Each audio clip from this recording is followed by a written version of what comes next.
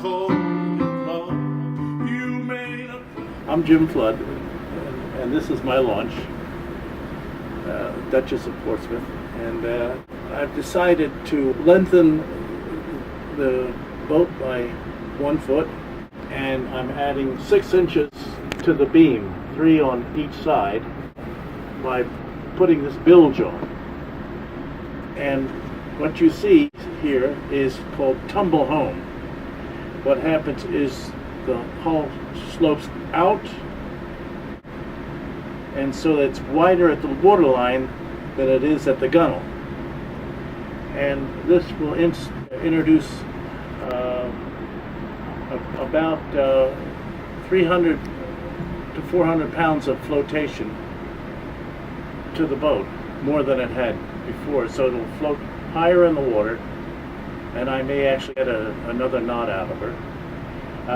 And more importantly, she's going to be a lot more stable.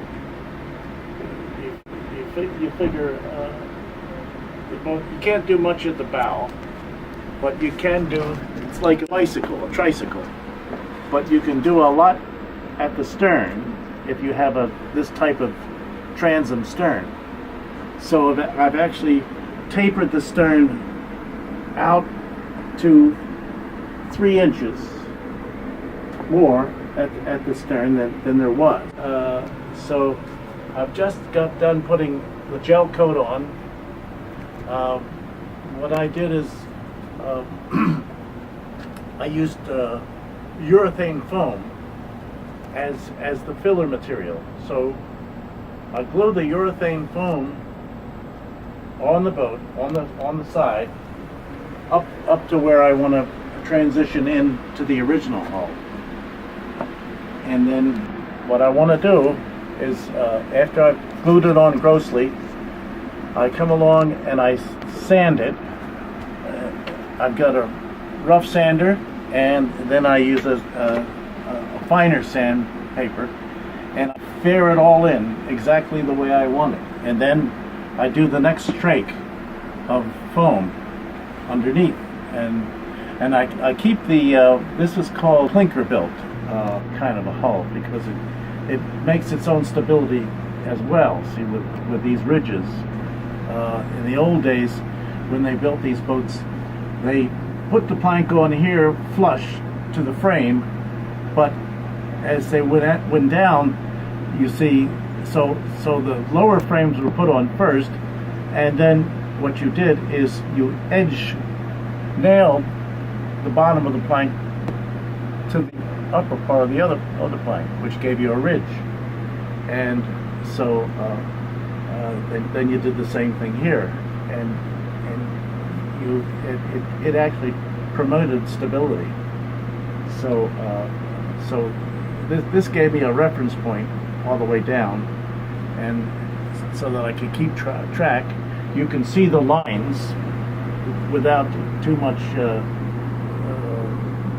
intense measurement, and so it gave me a good reference point as to how we wanted the lines fair and smooth.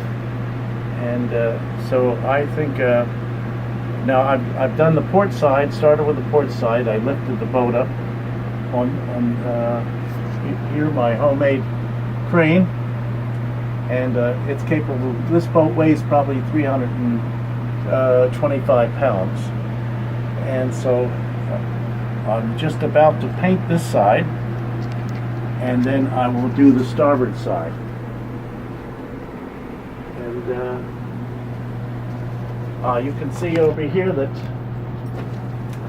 on the starboard side we haven't put any of the foam in yet. Now these are pieces of foam.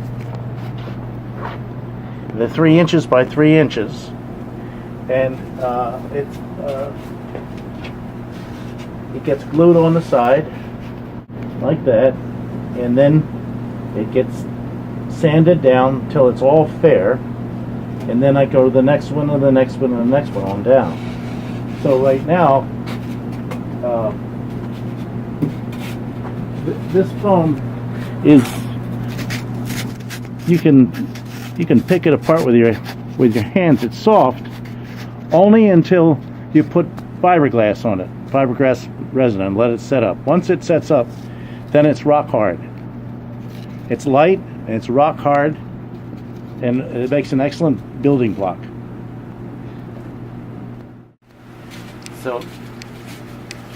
So that's now what we're doing here is this is the lazarette that I put in.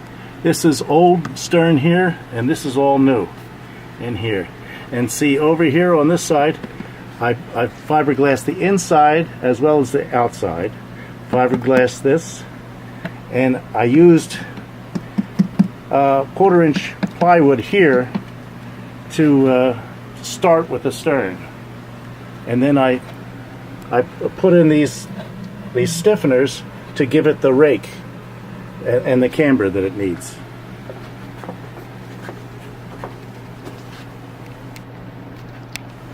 So once I did that and I screwed it in, and then I glassed it in as well, then we had a hard, strong surface which defined the stern basically, and then I beefed it up here and here, and put this first flat piece. This is a 3-by-3-inch by 2-foot piece cut.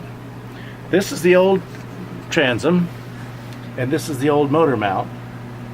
And what I've done now, I've got a bit of stainless in here for the new motor mount, because now this is where the motor's going to be.